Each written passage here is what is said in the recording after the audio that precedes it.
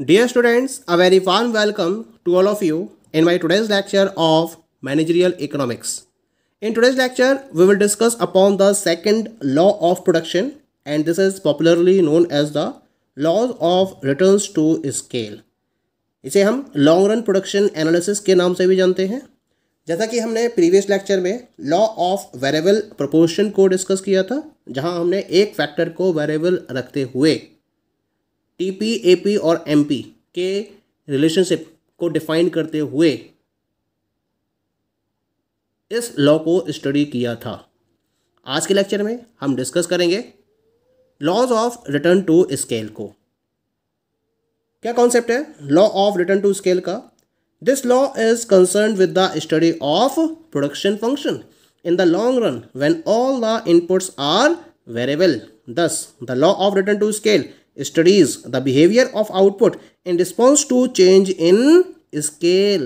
A change in scale means that all inputs or factors are varied in same proportion. यानी कि जब हम क्या करते हैं, सारे के सारे इनपुट्स को वेरिएबल कर देते हैं। लॉ ऑफ वेरिएबल प्रोपोर्शन में केवल सिंगल इनपुट ही वेरिएबल था, दैट वाज द लेबर, बाकी सारे फैक्टर्स फिक्स्ड थे। लेकिन जब हम लॉन्ग रन की बात करते हैं तो लॉन्ग रन में जितने भी इनपुट्स यूज़ किए जाते हैं दे ऑल बिकम वेरिएबल। और जब सारे इनपुट्स वेरिएबल हो जाते हैं लॉन्ग रन में, तो हम प्रोडक्शन फंक्शन को स्टडी करते हैं with the help of law of return to scale. इसका मतलब जो law of return to scale है, ये आउटपुट के बिहेवियर को स्टडी करता है चेंज इन स्केल के रिस्पॉन्स के बेसिस पर। यानी कि अगर हम चेंज ऑफ स्केल को फोकस करते हैं तो उसकी वजह से आउटपुट का बिहेवियर क्या होगा, इसको डिफाइन किया जाता है, इसको स्टडी किया जाता है with the help of law of return to scale. और चेंज इन स्केल का मतलब क्या होता है, जितने भी फैक्टर्स हैं या जितने भी इनपुट्स हैं they all are varying in the same proportion, यानी कि उनमें सेम प्रोपोर्शन में वेरिएशन हो रहा है। तो अगर जितने भी इनपुट्स हैं हर इनपुट में सेम प्रोपोर्शन में वेरिएशन हो रहा है तो हम इसे बोलेंगे change in scale. For example, just consider labour, capital, both are variable factors. अगर मैं लेबर को डबल टाइम करता हूं, 2 टाइम्स कर देता हूं, तो मुझे कैपिटल को भी 2 टाइम्स करना होगा। तो फैक्टर दोनों एक साथ 2 टाइम्स हो रहे हैं, तो ये कहलाएगा चेंज इन स्केल। तो चेंज इन स्केल का मतलब अगर मैं स्केल डबल कर रहा हूं तो उस केस में लेबर भी डबल होगी और कैपिटल भी डबल होगी। तब हम क्या स्टडी करेंगे कि उसकी वजह से जो आउटपुट है उसका क्या रिस्पॉन्स है। तो इसको स्टडी करने के लिए हम law of return to scale को डिस्कस करते हैं।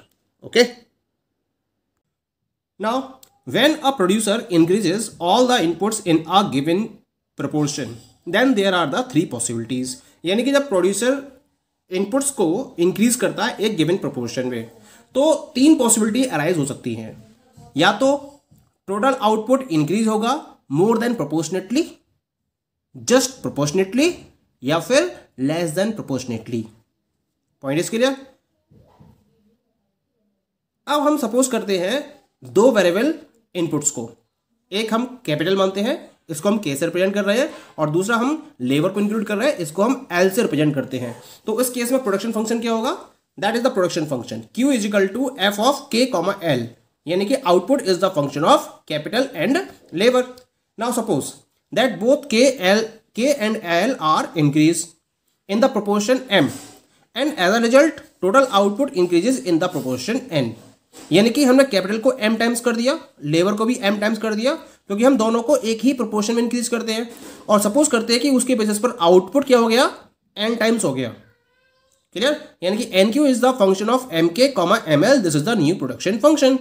अब बात ये आती है, जो n की वैल्यू होगी या तो m से m के बराबर होगी, या n की वैल्यू m से ज़्यादा होगी, या फिर n की वैल्यू m से कम होगी। इस बेसिस पर हम इसको 3 स्टेजेस में डिवाइड करते हैं। पहले हम बात करते हैं law of increasing return to scale की। क्या होगा? When the value of n is more than the value of m, यानी कि जब n की वैल्यू m की वैल्यू से ज़्यादा होगी तब हम किसका यूज करेंगे? Then we will follow the case number first, and this case number first is the increasing return to scale. क्या होता है ये? बात करते हैं हम फर्स्ट स्टेज की। You are looking here. Let me adjust this.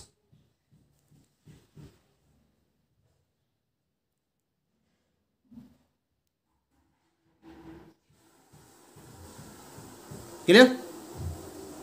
Stress first, known as the increasing return to scale. क्या मतलब है इसका? जब n की वैल्यू m से ज्यादा है, it means increase in total output is greater than the proportional increase in the input.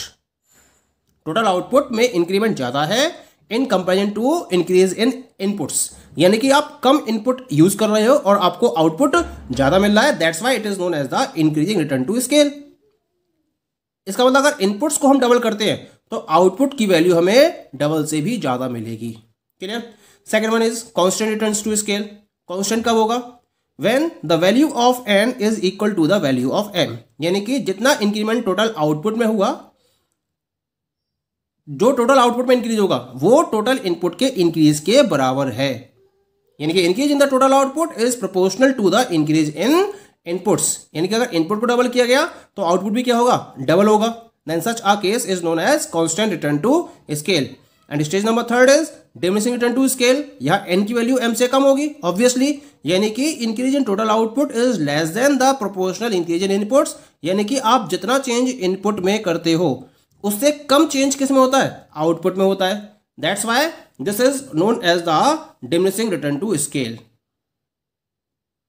As you are looking here, diminishing return to scale में क्या कर रहे हैं मेरा?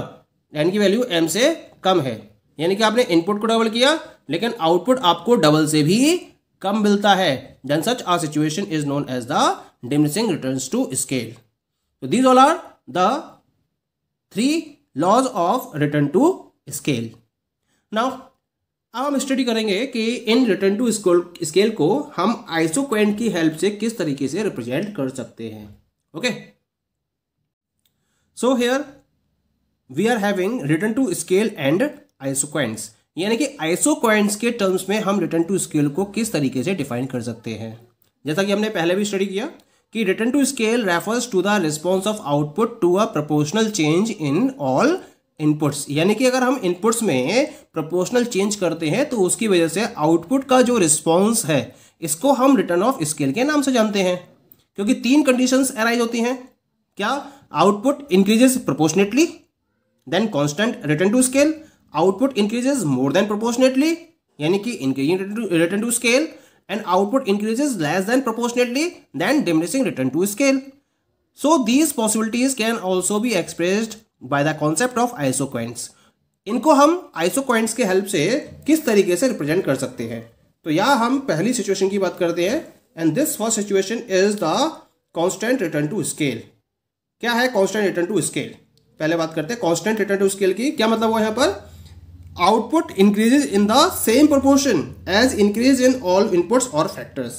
यानी कि जिस रेशियो में हम इनपुट्स को इंक्रीज करते हैं उसी रेशियो में आउटपुट भी इंक्रीज होता है. यानी कि इनपुट को डबल करते हैं तो आउटपुट भी डबल होता है, इनपुट को ट्रिपल करते हैं तो आउटपुट भी ट्रिपल होता है. Then such situation is known as the constant return to scale. Clear? इसको हम एक ग्राफ के हेल्प से प्रॉपर्ली स्टडी कर सकते हैं. This is the graph. In this reference you are having this graph. यहां मैंने x एक्सिस पर लेबर को इंक्लूड किया है और y एक्सिस पर रिप्रेजेंट किया है मैंने कैपिटल को. Clear? This is labour on the x axis and this is capital on the y axis. This is the OS. इस OS को हम बोलते हैं स्केल लाइन. ठीक है? और इस स्केल लाइन के अकॉर्डिंग हम क्या करते हैं? इनपुट्स में चेंज करते हैं. यहां मैंने डिफरेंट आइसोक्वेंट्स को रिप्रेजेंट किया है. IQ1, IQ2, IQ3 and IQ4. Isoquant क्या होता है? It represents the different combination of the 2 inputs which provide the same total output. जैसे हमारा इंडिफरेंस कर्व था ऐसे ही हमारे आइसोक्वेंट्स होते हैं. आगे के लेक्चर में मैं आपको इसका पूरा कॉन्सेप्ट डिस्कस करूंगा. फिलहाल आप केवल इतना समझ लीजिए कि एक आइसोक्वेंट 2 इनपुट्स के डिफरेंट कॉम्बिनेशंस को रिप्रेजेंट करता है जो आपको सेम आउटपुट प्रोवाइड करते हैं. ठीक है? मान लीजिए कि ये जो आइसोक्वेंट है ये 100 यूनिट्स को रिप्रेजेंट कर रहा है, नेक्स्ट आइसोक्वेंट 200 यूनिट्स को, नेक्स्ट आइसोक्वेंट 300 यूनिट्स को और नेक्स्ट आइसोक्वेंट 400 यूनिट्स को. ठीक है? अब हमने क्या करा? हमने इसके लिए एक पर्टिकुलर रेशियो यूज करा लेबर और कैपिटल का. यहाँ मैं एक चीज़ देख रहा हूँ कि जो डिफरेंट आइसोक्वेंट्स हैं इनके बीच का डिफरेंस क्या है, कांस्टेंट है। यानी कि यहाँ पर हम इनपुट्स को इंक्रीज कर रहे हैं किसमें, सेम रेशियो में। In same ratio inputs is are being increased, और उसके बेसिस पर जो आउटपुट है वो भी क्या हो रहा है, वो भी सेम रेशियो में इंक्रीज हो रहा है। यहाँ डिफरेंस कितने का, 100 का, यहाँ डिफरेंस कितने का, 100 का, यहाँ डिफरेंस कितने का, 100 का। यानी कि जो आपका आउटपुट है वो 100 यूनिट से इंक्रीज हो रहा है, और जो डिफरेंस है वो भी सेम है। यानी कि A B is equal to B C and B C is equal to C D. Then such a situation is known as the constant return to scale, क्योंकि जिस रेशियो में हम इनपुट में चेंज कर रहे हैं आउटपुट में भी उसी रेशियो में चेंज हो रहा है। यानी कि अगर हम इनपुट को डबल कर रहे हैं तो आउटपुट भी हमारा क्या हो रहा है, आउटपुट भी डबल हो रहा है। That's why this is the situation known as the constant return to scale. Point is clear? ठीक, now we will talk about the next one. The second one is the increasing return to scale. इसका मतलब क्या होगा, output increases in a greater proportion than increase in all inputs और factors. यानी कि जिस ratio में आप इनपुट्स या फैक्टर्स को इंक्रीज करते हो आउटपुट उससे ज़्यादा प्रोपोर्शन में इंक्रीज होता है। यानी कि आप कम इनपुट यूज कर रहे हो और आउटपुट आपको ज़्यादा मिल रहा है। इनपुट आप डबल कर रहे हो, आउटपुट आपको डबल से ज़्यादा मिल रहा है। ठीक है, ग्राफिकली इसको कैसे रिप्रेजेंट करेंगे, that is the graph given to you. Again on the X axis I am having labour and on Y axis I am having capital. This is the OS, again scale line जिसके corresponding हम क्या कर रहे हैं, capital और labour के ratio में change कर रहे हैं। तो हमें डिफरेंट आइसोक्वेंट्स मिल रहे हैं यहाँ पर। IQ1 is equal to 100 units, IQ2 200 units, IQ3 300 units, IQ4 400 units. अब इस स्केल लाइन के अकॉर्डिंग हमारा ये डिफरेंस क्या है, पहले डिफरेंस कितना था AB, अब डिफरेंस कितना रह गया BC, अब डिफरेंस कितना रह गया CD। यानी कि ये जो इनपुट्स के रेशियो का जो डिफरेंस है स्केल लाइन पर ये लगातार क्या हो रहा है, डिक्रीज हो रहा है। लेकिन आपका आउटपुट का जो डिफरेंस है वो कांस्टेंट बना हुआ है। इसका मतलब आप इनपुट का रेशियो कम कर रहे हो लेकिन आउटपुट का रेशियो उतना ही बना हुआ है। यानी कि less inputs are used and more output is obtained. Clear? It means this is the situation of increasing return to scale. Here scale line के अकॉर्डिंग जो कॉन्जिक्यूटिव मल्टीपल आइसोक्वेंट्स है उनकी बीच की डिस्टेंस लगातार क्या हो रही है, उनकी बीच की डिस्टेंस लगातार डिक्रीज हो रही है। इसका मतलब आप इनपुट्स को लगातार डिक्रीज करते चले रहे हो और आपको आउटपुट का जो डिफरेंस है वो उतना ही रहता है। That's why it is known as the increasing returns to scale. यानी कि AB is less than BC is less than CD, then such a situation is known as law of increasing returns to scale. Clear? And the last one is the law of diminishing return to scale. Diminishing return to scale का मतलब क्या होगा, diminishing का मतलब होगा output increases in a smaller proportion then the increase in all inputs. यानी कि जिस रेशियो में आप इनपुट्स को इंक्रीज करते हो आउटपुट उससे कम रेशियो में इंक्रीज होता है। तो हम इस सिचुएशन को क्या बोलते हैं, इस सिचुएशन को डिमिनिशिंग रिटर्न टू स्केल का नाम देते हैं। इसको हम ग्राफ में स्टडी कर सकते हैं। That is the graph given to you. यहां आपको एक ग्राफ दे रखा है।